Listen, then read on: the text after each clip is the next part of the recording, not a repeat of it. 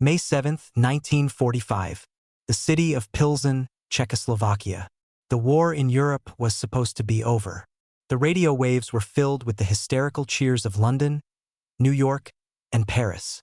Germany had surrendered. The thousand-year Reich had ended in a pile of rubble and broken swastikas. But inside the command trailer of the Third Army, there was no champagne. There was no cheering. There was only the sound of a heavy red pencil snapping in half. General George S. Patton Jr. threw the broken pieces of the pencil across the map table.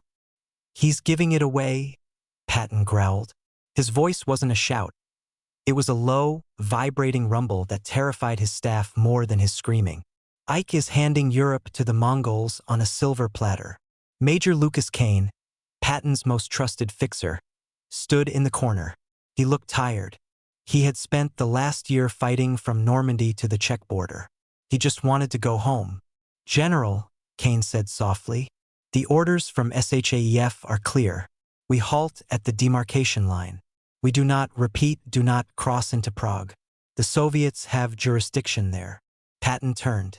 His eyes were bloodshot. He walked to the window and looked out at his army. The Third Army was the most powerful military machine the world had ever seen. Thousands of Sherman tanks, Wolverines, Long Toms, and battle-hardened infantry. They were idling. "Lucas," Patton pointed a trembling finger to the east. "Do you know what is happening in Prague right now? The Red Army isn't liberating them. They are conquering them. They are raping, looting, and installing a tyranny that will make Hitler look like a Boy Scout." Patton walked back to the map. He slammed his hand down on the border of the Soviet zone. "We could be in Moscow in 6 weeks," Patton whispered. "The German army is defeated, but their equipment is still here. We rearm 2 German panzer divisions, put them under my command, combine them with the Third Army, and we kick the Russians back to the Volga before they have time to dig in." Kane went cold. This was treason. This wasn't just battlefield improvisation. This was starting World War III. "Sir," Kane said, checking the door to make sure no one was listening, "you can't say that. If Eisenhower hears you talking about rearming the Germans." "Eisenhower is a politician," Patton spat. "He wants to run for president. He doesn't want to rock the boat. But I am a soldier. And a soldier knows that you don't destroy one enemy just to let a bigger one grow in his carcass." Patton opened a locked drawer in his field desk. He pulled out a thick, black dossier. It had no official markings. No stamp. No top-secret classification. It was handwritten. "This," Patton said, tapping the folder, "is Operation Unthinkable. The British know about it. Churchill is terrified of Stalin. He knows I'm right, but Ike ordered me to burn my copies." Patton looked at Kane. The look was intense, pleading, and terrifyingly sane. "I didn't burn it, Lucas. I want you to read it. Because tonight we are going to a meeting that never happened. The meeting at the mill. May 8, 1945. 2300 hours. No man's land. The meeting point was an abandoned paper mill near the demarcation line. It was a ghostly place, smelling of wet pulp and stagnant water. Major Kane drove the jeep. Patton sat in the passenger seat. He wasn't wearing his polished helmet. He wore a simple garrison cap and a bomber jacket. He looked like an old, angry eagle. "Who are we meeting, General?" Kane asked. "The devil," Patton muttered. "Or a man who can help us kill him." They pulled into the shadows of the mill. Another car was already there. A black Mercedes staff car with mud-splattered fenders. 2 figures stepped out. They wore the gray greatcoats of the Wehrmacht. Kane's hand instinctively went to his holster. German officers, armed. "Easy, Major," Patton said. He stepped out of the jeep. He didn't salute. He just nodded. The German officer stepped into the moonlight. It was General Otto von Manschufel, the brilliant commander of the 5th Panzer Army. He had fought Patton in the Battle of the Bulge. He was a formidable enemy. Now he looked like a ghost. His face was gaunt, his uniform torn. "General Patton," Manschufel said. His English was clipped and precise. "This is highly irregular." "War is irregular, General," Patton replied. He lit a cigar. the flare illuminating the hard lines of his face. Let's cut the crap. You have 100,000 men surrendering to me in the next 48 hours. You have 300 Panther tanks that are out of fuel but operational. That is correct, Manchufel said. We are surrendering to the Americans to avoid the Russians. I don't want you to surrender, Patton said. The silence that followed was heavy enough to crush a tank. Manchufel blinked. I do not understand. I want you to stack your arms, Patton said, his voice lowering to a conspiratorial growl. But do not destroy them. Park your tanks in the designated zones I will mark on this map. Maintain them. Keep your command structure intact. Keep your radios. For what purpose? Because, Patton exhaled smoke. In about 10 days, I'm going to get the order to disband the Third Army and go home. And when that happens, Stalin is going to realize that there is nothing stopping him from rolling to the Atlantic Ocean. Patton stepped closer to the German general. When that happens, Asso, I'm going to need you. I'm going to refuel your tanks. And we are going to drive east together. Manchufel looked at Patton with a mixture of shock and admiration. You are proposing an alliance? Against your own allies. They are not my allies, Patton snapped. They are the enemy. They just speak a different language. Patton handed a folded map to Kane. Lucas, give the general the coordinates for the holding areas. These areas are off-limits to MPs. No inspections. No looting. Kane handed the map over. His hands were shaking. He was now an accessory to a conspiracy that could get them all executed by a firing squad. One condition, Manchufel said. My men, they are afraid of the camps. They hear stories. No camps, Patton promised. Your men will be treated as disarmed enemy forces, not POWs. They will be fed. They will be ready. Manchufel clicked his heels and gave a sharp, traditional salute, not the Nazi salute. Then we wait for your signal, General. The Germans got back into the Mercedes and vanished into the night. The Discovery. May 10, 1945. SHAEF Headquarters. Reims. General Dwight D. Eisenhower rubbed his temples. He had a headache that hadn't gone away in 3 years. What is it now, Beetle? He asked his chief of staff, Walter Bedell Smith. It's Patton again, Ike. Eisenhower sighed. Did he slap another soldier? Did he insult the British? Worse. Smith laid a reconnaissance photo on the desk. This was taken by AP-38 over the 3rd Army sector this morning. Eisenhower looked at the photo. It showed a massive field near the Czech border. Rows and rows of German Panther and Tiger tanks were lined up. They weren't being blown up. They weren't being scrapped. Mechanics were working on them. Why hasn't he destroyed the enemy armor? Eisenhower asked, his voice hardening. The orders were explicit. Demilitarization. There's more, Smith said nervously. We intercepted a communique from the NKVD. The Russians are furious. They claim Patton is holding back high-ranking German officers. They claim he's stockpiling. Eisenhower stood up. He walked to the window. He knew George Patton better than anyone. He knew that George was a genius in war and a lunatic in peace. He's not stockpiling, Eisenhower whispered. He's reloading. Eisenhower turned back to the desk. Get my plane. I'm going to Patton's HQ personally. And get me the file on the Soviet order of battle. You think he's going to attack them? Smith asked, horrified. I think, Eisenhower said grimly, that George thinks he's the only one who sees the truth, and that makes him the most dangerous man in Europe. The confrontation. May 12, 1945. Patton's HQ. The meeting was not private. It was a public dressing down in the main tent. Eisenhower did not sit. He paced. What the hell do you think you're doing, George? I shouted. I have Marshal Zhukov on the phone every hour screaming that you are violating the Yalta Agreement.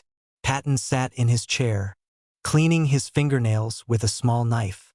He looked bored. Zhukov is a son of a bitch, Ike. You know it. I know it. That son of a bitch is our ally. The war is over, George. The war is not over. Patton slammed his hand on the desk. Standing up, the two titans stared at each other. "We have destroyed the wrong enemy," Patton roared. "We have killed the Germans just to let the Bolsheviks take over.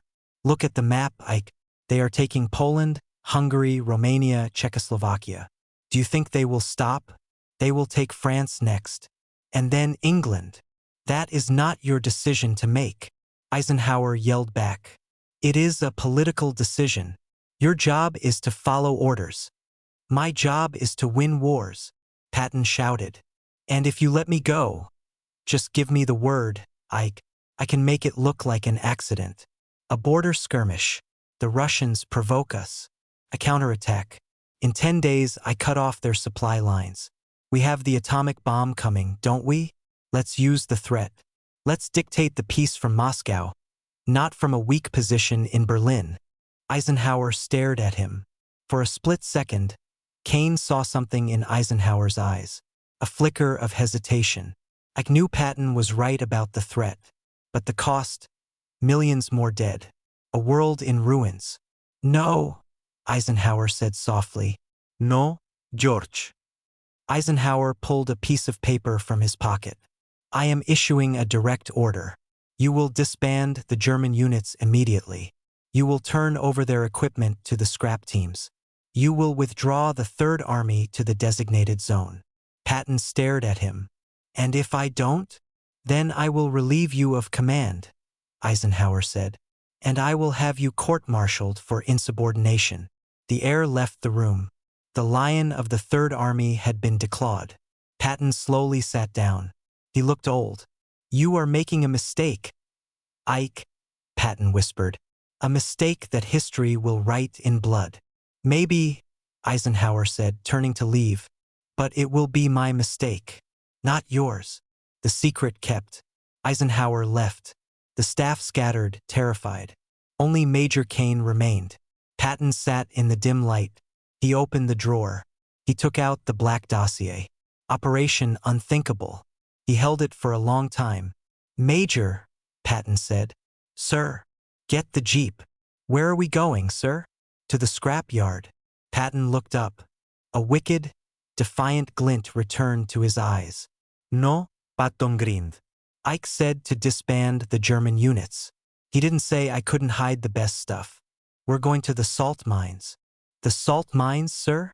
"The Nazis hid their gold there," Patton said, standing up and grabbing his helmet. "We are going to hide an army there, just in case Ike changes his mind." Patton walked to the map. He picked up the red pencil. He drew a circle around a location deep in the Bavarian mountains. "The war isn't over, Lucas," Patton said. "It's just intermission." Part 2, The Soviet Trap. May 15, 1945. Soviet headquarters, Karlshorst, Berlin.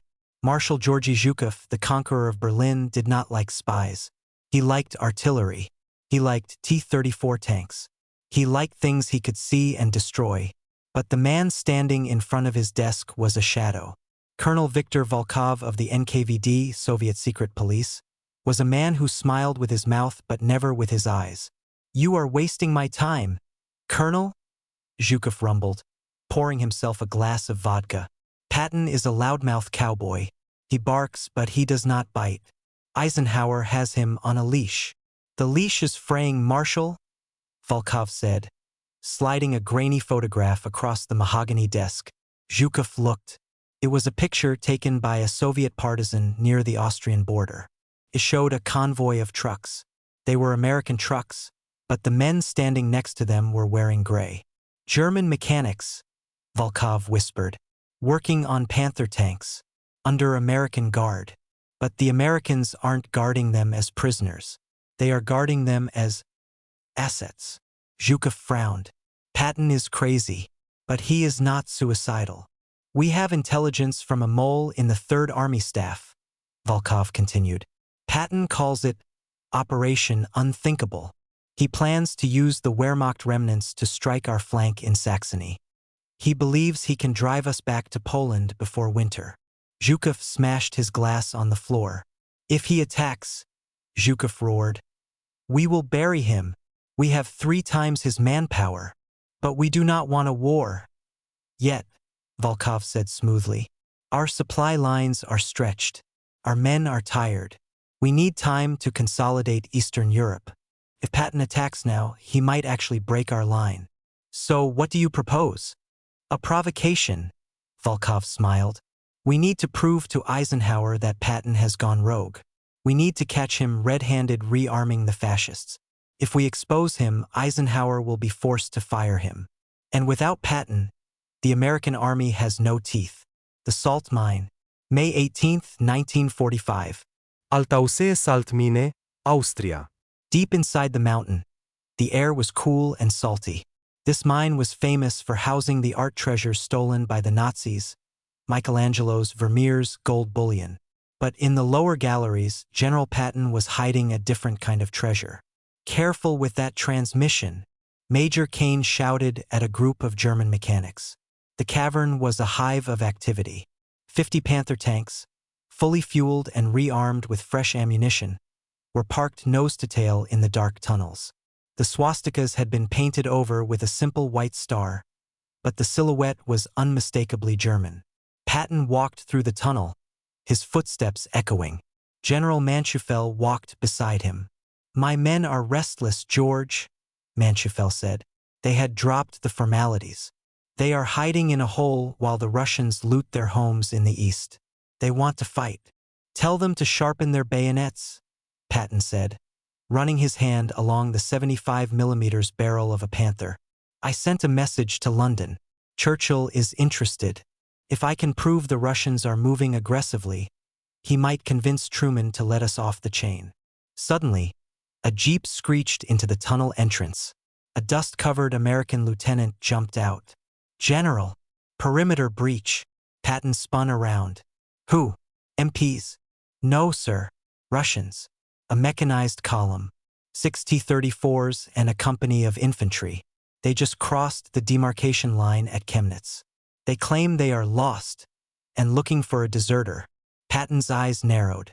They aren't lost. They're hunting. They are heading straight for the mine, General. They'll be here in 20 minutes. If they find these tanks, Manschufel said grimly, it is an international incident. You will be relieved of command. Patton looked at the German general. Then he looked at Major Kane. Lucas, Patton said calmly, get the radio. Tell the forward outpost to let them through. Let them through, Kane gasped. Yes, Patton smiled. It was the smile of a predator who just heard the trap snap shut. Let them come right up to the front door. And also, yes, George, get your crews in the tanks. Engine start. But keep the lights off. The ambush, 1400 hours. Outside the mine entrance, the Soviet column rumbled up the mountain road. The T-34s were buttoned up, their turrets swiveling nervously. The Soviet infantry rode on the back of the tanks, submachine guns ready. Leading the column was Colonel Volkov in a captured German staff car. He checked his map. The mole was right. The Americans were hiding something here. They reached the clearing outside the mine. It was deserted. Just a few empty American trucks and a single jeep parked in the center. Volkov stepped out. He signaled his men. Search the entrance. If anyone tries to stop you, shoot. The Soviet soldiers jumped off the tanks and ran toward the mine's blast doors. Suddenly, the ground shook. Vroom. The sound of 5,700 horsepower Maybach engines starting simultaneously inside the mountain was like a dragon waking up. The vibration knocked the dust off Volkov's coat. The blast doors groaned and began to slide open. Volkov smirked. So, the Americans want to play? T-34s. Target the entrance. The Soviet tanks swung their guns toward the dark maw of the mine. But what came out of the darkness wasn't a Sherman tank. The first tank to emerge was low, angular, and terrifying. It burst through the wooden barricades, its tracks tearing up the earth. Volkov froze. Panther! It was impossible. A fully operational German Panther, painted with American stars but moving with the aggressive speed of a panzer crew. Then another came out. And another. Fire! Volkov screamed. A T-34 fired. The shell ricocheted off the sloped frontal armor of the lead Panther. The German tank didn't stop. It didn't fire its main gun. Instead, the hatch opened. General George Patton stood in the turret. He wasn't holding a radio. He was holding a megaphone. "Attention, Soviet forces." Patton's voice boomed over the valley, amplified and distorted. "You are trespassing in a U.S. military exclusion zone." Volkov stared. "He is mad. Kill him." The Soviet infantry raised their rifles. But before they could fire, the Panther's coaxial machine gun opened up. Not at the soldiers, but at the ground in front of them. A line of dust and rock exploded inches from Volkov's boots. Then, from the ridge above the mine, 1,000 distinct clicks were heard. Volkov looked up. Lined up on the cliffs were hundreds of men in gray uniforms. Manchufel's infantry. They held MG-42s, Kar 98KS, and Panzerfausts. They had the high ground. Patton grinned. He raised the megaphone again. "I have 2 divisions of very angry Germans who haven't shot anyone in a week," Patton announced. "And they really don't like communists. Do you want to be the first to die for Stalin today?" It was a Mexican standoff with heavy armor. Volkov looked at his 6 T-34s. Then he looked at the 50 Panthers rumbling out of the mine and the infantry on the cliffs. He had found the proof, but he realized he wouldn't live to deliver it. Colonel Volkov. Patton shouted. "I know who you are. You have 10 seconds to turn those tin cans around and get the hell out of my sector. Or I will let General Manchufel here settle some old scores."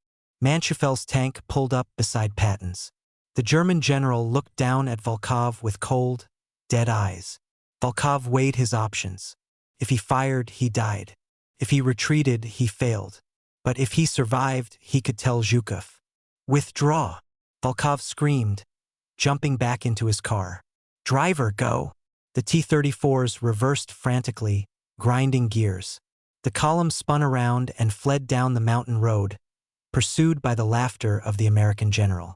The aftermath. "They will be back," Manchufel said, climbing down from his tank. "And next time they will bring an army." "Let them," Patton said, lighting a cigar. His hands were steady.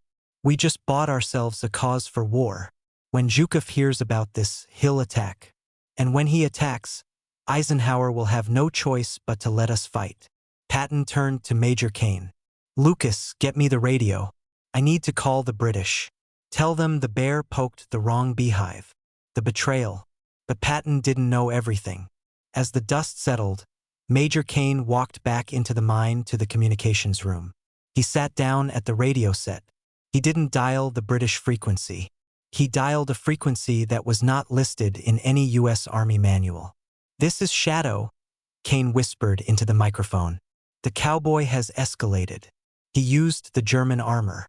Yes, he is out of control." Kane listened to the voice on the other end. It was an American voice, but the tone was cold and bureaucratic. "Understood," Kane said. "Initiate the contingency plan. If we can't fire him, we have to stop him." Kane hung up. He looked at his reflection in the dark glass of the radio dial. He hated himself, but he believed he was saving the world from a nuclear war. Patton thought he was fighting the Russians. He didn't realize the real enemy was sitting in his own Jeep.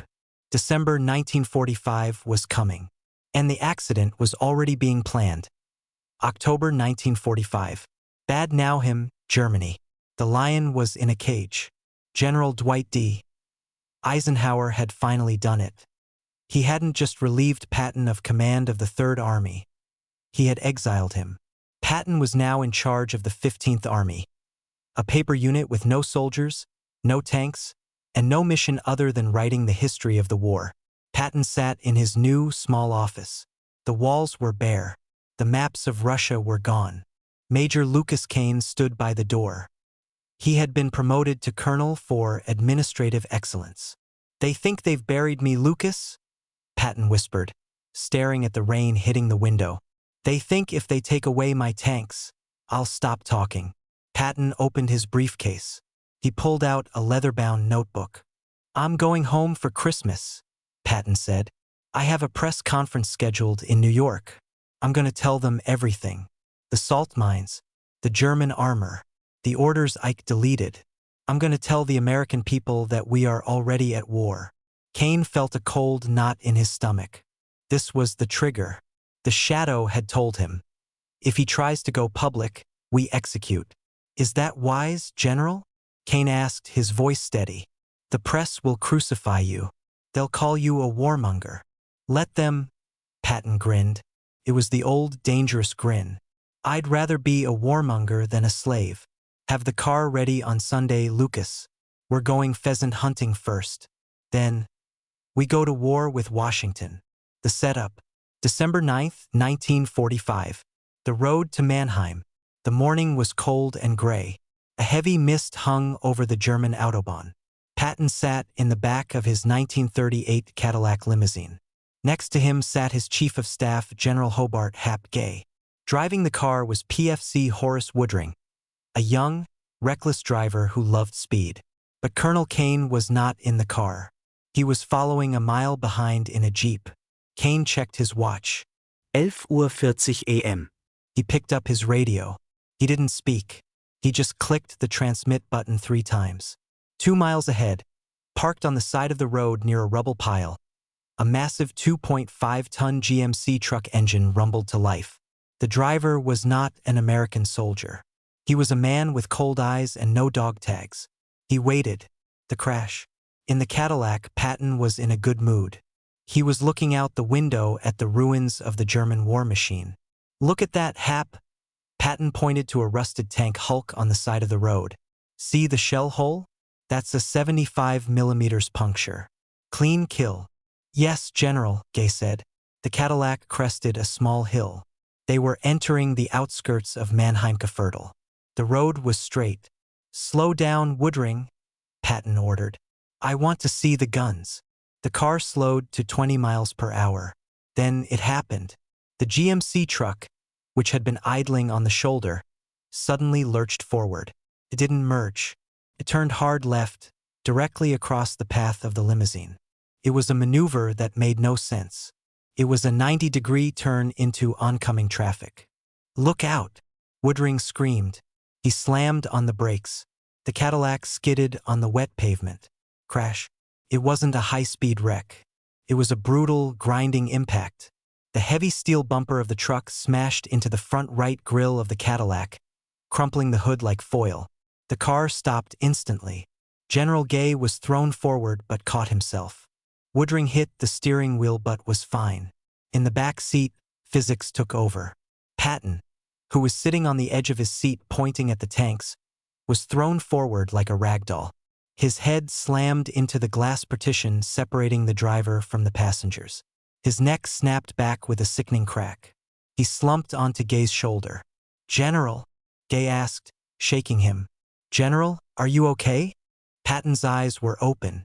He was staring at the ceiling of the car. He blinked, confused. I think I'm paralyzed, Patton whispered. I can't feel my legs. A mile back, Colonel Kane saw the brake lights. He slowed his Jeep. He didn't rush to help. He watched through binoculars as the MPs arrived. He saw the stretcher being loaded. It is done, Kane whispered. The hospital. December 20th, 1945. Heidelberg Military Hospital. Patton lay in a hospital bed, his neck in traction. Hooks were drilled into his skull to keep his spine aligned. He was paralyzed from the neck down. But his mind was still a diamond. The doctors said he was improving. They said he might live, though he would never walk again. Late that night, the door to his private room opened. Colonel Kane walked in. He was wearing his dress uniform. He held his cap in his hands. Lucas, Patton rasped. His voice was weak, stripped of its thunder. You came. I wanted to see you, General. Patton moved his eyes to look at Kane. Where is the truck driver? He vanished, General. The paperwork says he was a soldier named Thompson, but there is no record of him. He disappeared from the stockade an hour after the crash. Patton stared at Kane. He looked at the new colonel's eagles on Kane's shoulders. He looked at Kane's inability to make eye contact. The realization hit Patton harder than the truck. It wasn't an accident, Patton whispered. Kane didn't answer. He stood in the shadows.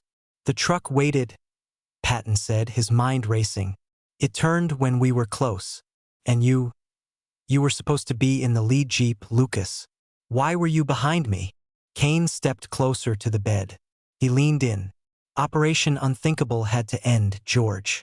You were going to start a fire that would burn the world. Patton's eyes filled with tears, not of sadness, but of betrayal. You traded honor for safety, Patton hissed. You coward. I traded one man for millions, Kane said softly. The Russians are too strong. We can't fight them. Not yet. Kane reached into his pocket.